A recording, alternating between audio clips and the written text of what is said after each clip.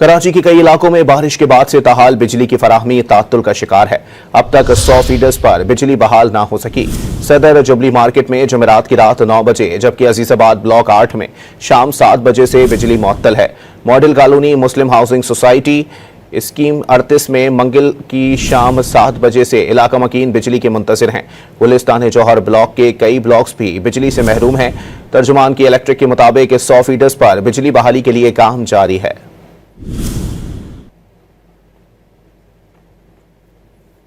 कराची के कई इलाकों में बारिश के बाद से ताहाल बिजली की फराहमी ताअत्तुल का शिकार है। अब तक 100 फीडर्स पर बिजली बहाल ना हो सकी। सदर जुबली मार्केट में जुमेरात की रात 9 बजे जबकि अजीजाबाद ब्लॉक 8 में शाम 7 बजे से बिजली मुअत्तल है। मॉडल कॉलोनी मुस्लिम हाउसिंग सोसाइटी स्कीम 38 में मंगल की शाम 7 बजे से इलाका मकीन बिजली के मुंतजिर हैं। गुलिस्तान जौहर ब्लॉक के कई ब्लॉक्स भी बिजली से महरूम हैं। तर्जुमान की इलेक्ट्रिक के मुताबिक 100 फीडर्स पर बिजली बहाली के लिए काम जारी है।